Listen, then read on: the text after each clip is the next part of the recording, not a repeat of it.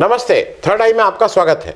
तो अंत में राहुल गांधी ने पर्चा दाखिल कर दिया। राहुल गांधी ने रायबरेली से लड़ने का निश्चय किया, मन बनाया। और अब अगर आप देखें, हम सब लोगों को लगता था कि अमेठी नेशनल चॉइस होगी, अमेठी से वो सांसद रहे हैं, लेकिन जब आप ओवरऑल पर्सपेक्टिव देखें और जिस तरह की बातें कांग्रेस के शीर्ष नेतृत्व से अनऑफिशियली बताई जा रही हैं, क्योंकि पहले इन लोग टाइट लिप्ड थे, कुछ भी बाहर नहीं निकला था, तो ये एक सोचा समझा ठंडे दिमाग से लिया गया निर्णय है कि राहुल गांधी का रायबरेली से लड़ना ही पार्टी राहुल गांधी और इंडिया अलायंस के हित में है। और जो सबसे बड़ी बात मुझे इस बार लगी कि पहली बार ऐसा हुआ कि लास्ट मिनट तक, मतलब अंतिम दिन तक, इस स्ट्रैटेजी को वो गुप्त बना के रखे रहे। इसके प्रति जो बेचैनी थी, जो लोगों की थोड़ी उत्कंठा थी, और लोगों से ज़्यादा बीजेपी की उत्कंठा, बीजेपी की बेचैनी, उसको और बढ़ाने में कामयाब हुए। तो वो थोड़ा रोचकता भी इसकी बढ़ती गई। अब इससे हुआ क्या कि ये बिल्कुल सफल रहे मीडिया अटेंशन लेने में, उत्सुकता बढ़ाने में, कौन होगा नहीं होगा, देरी हो रही, अच्छा नहीं है, बुरा नहीं है, ये सब बातें होती रहीं। अब सबसे पहली बात, आज मैं आपके साथ जो समझूंगा कि इसको हम और आप, अब तो इलेक्शन वो हो गया, उम्मीदवारी, ये निर्णय लिया क्यों गया रायबरेली से लड़ने का। तो जब आप इसको ठोस आंकड़ों पे देखते हैं और दूसरे पैमानों पे नापते हैं, तो आपको लगता है ये निर्णय तो आपको भी समझना चाहिए था। वाई रायबरेली? रायबरेली में 1952 से अब तक 20 बार चुनाव हुए हैं। 20 बार चुनाव इसलिए हुए, तो 17 लोकसभा चुनाव हुए, लेकिन यहाँ पे 20 बार चुनाव हुए। एक बार जब फिरोज गांधी जी की मृत्यु हुई थी, उस समय 60s में एक बाई इलेक्शन हुआ। फिर इंदिरा गांधी 1980 में मेदक, तेलंगाना जब है उस समय का आंध्र प्रदेश, और रायबरेली दोनों जगह से जीती थी, तो उन्होंने रायबरेली छोड़ दिया था, मेदक चली गई थी। तो उसका एक बाई इलेक्शन हुआ था 1980 में। और फिर सोनिया गांधी ने 2006 में जब उनके ऊपर ये आरोप लगा कि भाई वो एक लाभकारी पद पे हैं, तो उन्होंने फिर इस्तीफा दिया और फिर चुन के आई थी। तो 3 बाई इलेक्शन वहाँ हुए, तो इसलिए टोटल 20 बार वहाँ इलेक्शन हुए। और इस 20 बार में 17 बार कांग्रेस जीती है और 3 बार वहाँ विपक्ष जीता है। ये कंस्टिट्यूंसी को, जिसको कहते हैं कि नर्चर किया, उसके प्रति मतलब जो सबसे ज़्यादा मेहनत, अगर आप उस किताबों से, दस्तावेजों से देखिए, इसको फिरोज गांधी ने किया था। इंदिरा गांधी के पति, राजीव गांधी के पिता और राहुल गांधी के बाबा, उन्होंने इस कंस्टिट्यूंसी को बहुत मेहनत से बनाया संवारा था। 1952 में लोकसभा पहुंचे, 1957 में लोकसभा पहुंचे। और यहाँ पे जब वो गए हैं, तो वो अपनी योग्यता और अपने बूते पे उन्होंने लोकसभा के चुनाव जीते थे, ना कि नेहरू के दामाद होने के लिए। उसी बात को आगे बढ़ाया। 57 में उनकी 57 में आए, फिर उनकी डेथ हो गई। फिर 67 और 71 में इंदिरा गांधी जीती।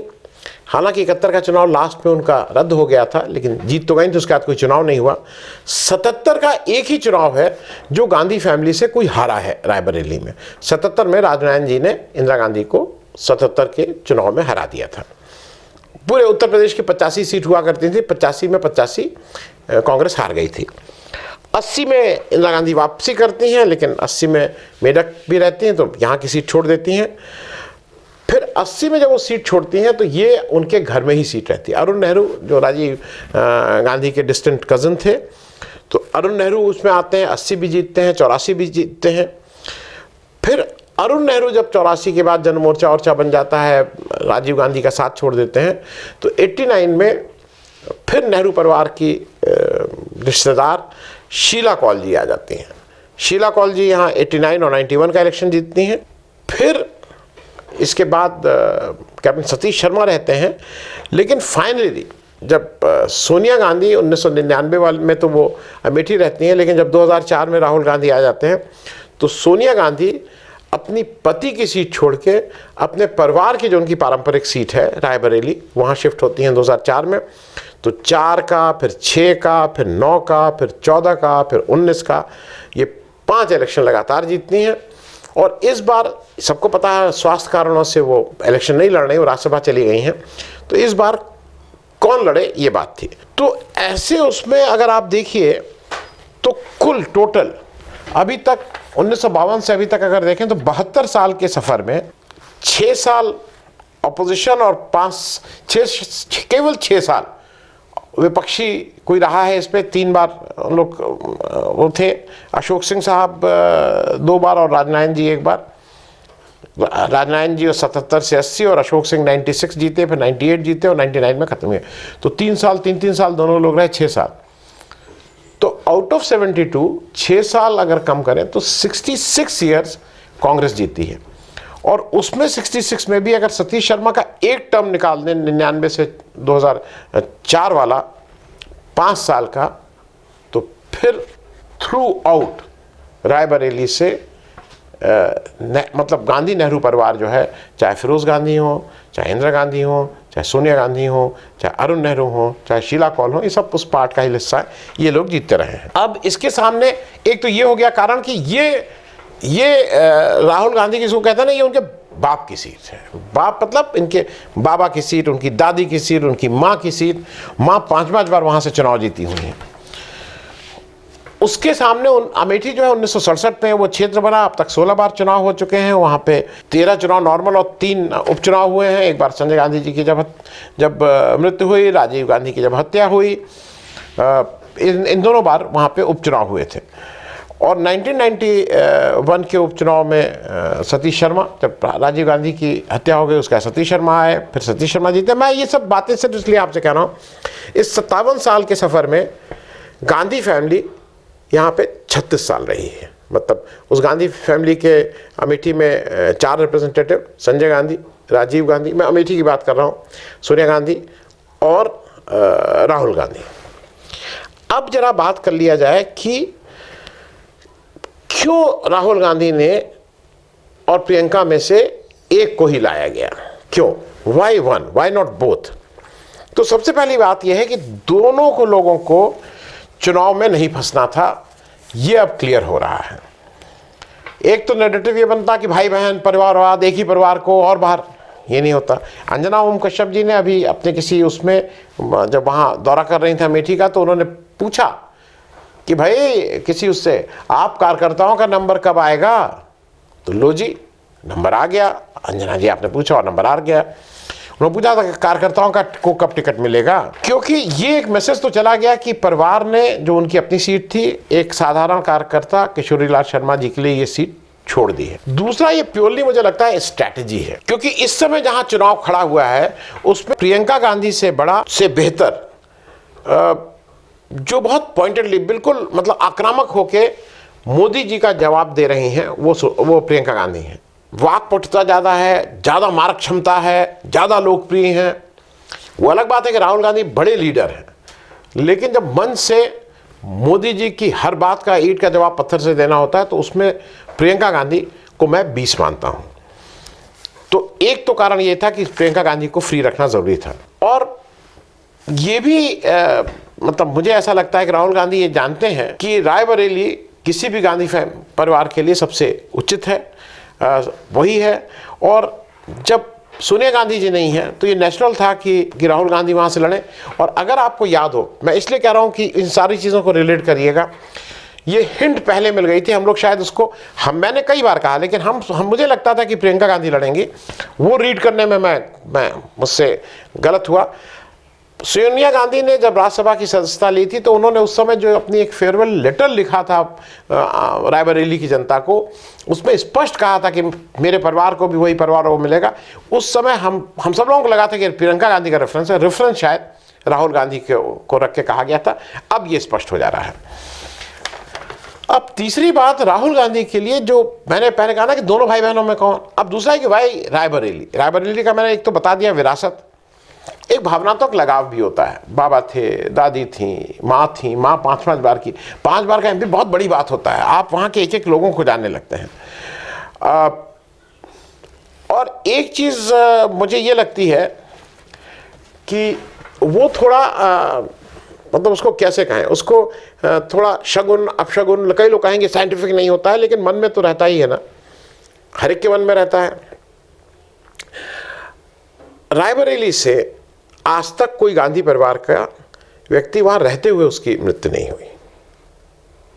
संजय गांधी अमेठी के थे तब एक्सीडेंट हुआ, राजीव गांधी को जब शहादत मिली तो वो अमेठी के वो थे, इंदिरा गांधी को जब शहादत हुई, उनकी हत्या हुई तो वो मेरठ की एमपी थी। रायबरेली ने अपने एमपी को इस सब बुरी नज़र और काली उससे दूर रखा है। ये भी एक फैक्टर मेरे हिसाब से कहीं ना कहीं वे किया होगा। अब कोई माने चाहे ना माने, राहुल गांधी आज जिस खतरों के साथ लड़ रहे हैं, जिस खतरों, उनकी सिक्योरिटी कवच को डाउनग्रेड किया गया है, लोगों के बीच चल रहे हैं, तो कहीं ना कहीं ये भी एक काम ज़रूर किया होगा। और एक और जो बहुत ही एक मतलब स्ट्रैटेजिक पॉइंट ऑफ व्यू से एक बहुत इंपॉर्टेंट पॉइंट था, इस इलेक्शन को बीजेपी डेस्परेट थी कि वो स्मृति ईरानी वर्सेस राहुल गांधी हो जाए। स्मृति ईरानी वो बार बार आए नहीं, भाग गए, हिम्मत है तो आइए। वो चाहती थी कि किसी तरह से स्मृति ईरानी वर्सेस राहुल गांधी हो जाए, क्योंकि फिर स्मृति ईरानी को जो सबसे अच्छा आता है गाली देना, वो उतनी ही गाली देंगी। राहुल गांधी उतनी गाली देने में ट्रेंड नहीं है, वो गाली दे ही नहीं पाएंगे, तो वो एक तरफा मैच हो जाएगा गाली का। अब चुनाव जैसे चल रहा था नरेंद्र मोदी वर्सेस राहुल गांधी, वैसा ही चुनाव रह गया, स्मृति ईरानी वर्सेस राहुल गांधी चुनाव नहीं हो पाएगा। दूसरा यह है कि रायबरेली के लिए इस परिवार ने बहुत मेहनत की, मतलब इस परिवार ने बहुत मेहनत की, बहुत काम किया है, उनकी डीप रूट्स हैं यहाँ पे। एक और चीज़ कई लोग पूछेंगे कि वाई किशोरी लाल शर्मा फ्रॉम अमेठी, ये प्रश्न भी है। अब उसका पहला तो उत्तर ये है कि स्मृति ईरानी जो बार बार एक चीज़ कहती थी ना, अभी उन्होंने एक रिसेंट शुरू किया था कि राहुल गांधी तो बाहर ही हो गए, मैंने यहाँ मकान बनवा लिया। फिर वो कहती थी कि मैं तो अवधि सीख गई, मैं थोड़ी अवधि बोल लेती हूँ। फिर वो कहती थी मेरे पास यहाँ का वोटर आईडी है। एक झटके में ये सब समाप्त हो गया, बिना कुछ किए राहुल गांधी ने उनको, जिसको कहते हैं ना, उनको पैदल कर दिया। किशोरी लाल, बाहरी और लोकल की बात करेंगे तो आप तो किशोरी लाल के सामने इतनी लोकल हैं कि आप फॉरेनर लगने लगेंगे। वोटर की बात करेंगे तो किशोरी लाल आपके शायद आपके जन्म से पहले से वोटर होंगे इस यहाँ के। और तीसरी आपने जो अवधि कहते हैं ना, अवधि आप सीख ली, वो यहीं के रहने वाले हो, अवधि आपसे बेहतर बोल लेते हैं। दूसरा, क्योंकि ये जो स्मृति ईरानी का मुद्दा था ना कि राहुल गांधी को गाली दो, उन्होंने फ्लाइंग किस किया तो उन्होंने मेरी तरफ देख के इशारा किया, ये सब वो करती हैं। और ये सब हरकतें वो करती हैं, नेशनल वुमेन कमीशन में भाग जाती हैं, भाई उनके लोग हैं, कुछ ना कुछ ये करती रहती हैं, इलेक्शन को वो डिस्टर्ब पूरी तरह से करते हैं। अब वो तो मतलब ऐसे कहते हैं ना कि आदमी बेरोजगार हो गया है, क्या मुद्दा उठाएंगे किशोरी लाल जी के सामने। और एक जो चीज़ है कि किशोरी लाल जी की जबरदस्त, जब मैं बोल रहा हूँ तो जबरदस्त का मतलब जबरदस्त पैठ है रायबरेली में और अमेठी में। एक एक नाम, एक एक वर्कर को बाय नेम जानते हैं। पिछले 1983 से अब तक उस पूरी कंस्टिट्यूंसी को, मतलब मैंने अभी किसी से और डिबेट में था, राहुल गांधी, सोनिया गांधी, राजीव गांधी की कॉल बेल किशोरी लाल थे। जब किशोरी लाल की घंटी बजेगी तो अंदर उठेगी। किशोरी लाल उस कॉल बेल की तरह से, जिसको पता है कि किसने किसने आके उस कॉल बेल का इस्तेमाल किया है, तो इसलिए उनकी पैठ बहुत है, रीच बहुत है। एक दो कारण और है जो मैं इसलिए गिना दूं। मनोज पांडे जो चीफ विप थे समाजवादी पार्टी के, उनको बहला फुसला के ले जाया गया था समाजवादी पार्टी बीजेपी में, ये कह के कि तुम्हें रायबरेली से इलेक्शन लड़ाया जाएगा। उधर क्या हुआ कि रूपाला कांड हो गया, वेस्टर्न यूपी में राजपूतों ने बिल्कुल छोड़ दिया बीजेपी का साथ। बीजेपी को लगा कि भाई राजपूतों को तो कहीं मतलब मना के रखना है, दिनेश कुमार सिंह को टिकट मिल गया रायबरेली से। अब मनोज कुमार पांडे क्या करेंगे पंडित जी? तो मुझे लगता है कि मनोज कुमार पांडे और बाकी जो क्योंकि अब जात तो पे वोट पड़ते ही हैं, किशोरी लाल शर्मा को ये एक बहुत बड़ी एडवांटेज रहेगी कि ये जो अब जो ब्राह्मण है जो बीजेपी के साथ था, वो कहीं ना कहीं तो गुस्सा होगा, कहीं ना कहीं तो आहत होगा कि मनोज कुमार पांडे को किस तरह का ट्रीटमेंट आपने दिया है। इसके अलावा भी कुछ फायदे हैं। छोटे मोटे मैं 2-4 फायदे इसलिए कर दूं कि आपको समझ में आ जाए कि इसके फायदे क्या हैं। जो मुझे एक फायदा लगा पिछले 5-6 दिन से, और आज पूरा दिन और मुझे लगता है एक आध दिन और, हेडलाइन क्या हो रही थी, राहुल गांधी लड़ेंगे, राहुल गांधी आएंगे, प्रियंका गांधी आएंगी, प्रियंका गांधी नहीं आएंगी, खड़गे जी आएंगे, फला। मतलब हेडलाइन कांग्रेस ने, बात तो हेडलाइन की कांग्रेस ही कर रही थी। दूसरा जो नैरेटिव सेट हो रहा है वो राहुल गांधी और कांग्रेस पार्टी कर रही है सेट। मोदी जी, शायद मैं जीवन में पहली बार देख रहा हूं, मोदी जी राहुल गांधी के सेट किए हुए पिच पे खेल रहे हैं, वो अपनी पिच पे नहीं खेल रहे हैं। और अभी तो कई लोग अब ये मानने लगे और कहने लगे हैं कि जो कांग्रेस पार्टी के स्टार प्रचारक और सबसे बड़े प्रचारक हैं वो मोदी जी हैं, क्योंकि मोदी जी बिल्कुल इस समय उनको कुछ सूझ ही नहीं रहा है।